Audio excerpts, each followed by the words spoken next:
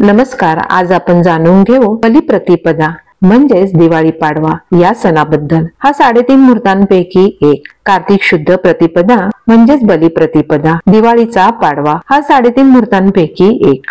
व्यापाऱ्यांचे नवीन वर्ष या दिवशी सुरू होते. व्यापारी लोक आपल्या हिशोबाचा आढावा घेतात. तसेच नवीन कीर्द व खतावणीही सुरू करतात. ज्या दिवशी स्वाती नक्षत्र दिवाळीच्या काळात असते तो दिवस शुभ मानला जातो. बलिप्रतिपदेला बऱ्याच वेळी स्वाती नक्षत्र असते, तेव्हा हा दिवस शुभ मानला जातो. कोणत्याही कार्याची सुरुवात या दिवसापासून केल्यास यश प्राप्त होते. बलिप्रतिपदेला देवळातून अन्नकोट करतात. खूप सारे पदार्थ करून त्याची मांडणी करतात. साधारण 108 पदार्थ असतात. बलिप्रतिपदेला दिव्यांची आरास केल्यास लक्ष्मी स्थिर होते असे मानतात, कारण लक्ष्मी ही चंचल स्वभावाची आहे. बलिप्रतिपदेला गोवर्धन पर्वताची पूजा करतात. खेडेगावात जास्त करून करतात. शेण व मातीचा गोवर्धन करतात. हल्ली त्याऐवजी किल्ला करतात. या दिवशी पत्नी पतीस वासाचे तेल लावून मालिश करते व गरम पाण्याने आंघोळ घालते.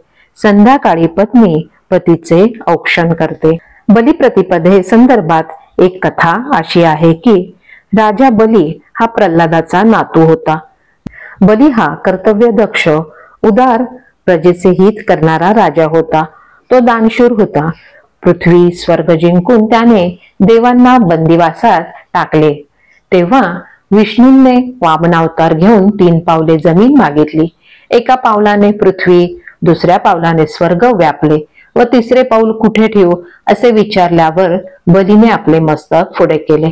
तेव्हा वामनाने त्याला सुतल नावाच्या पाताळात ढकलले व त्याला पाताळाचे राज्य दिले.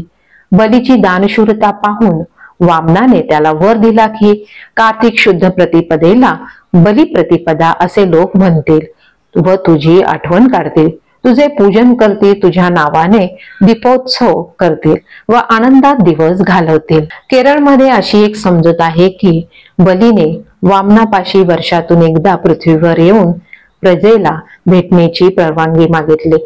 तोच हा बलिप्रतिपदेचा दिवस.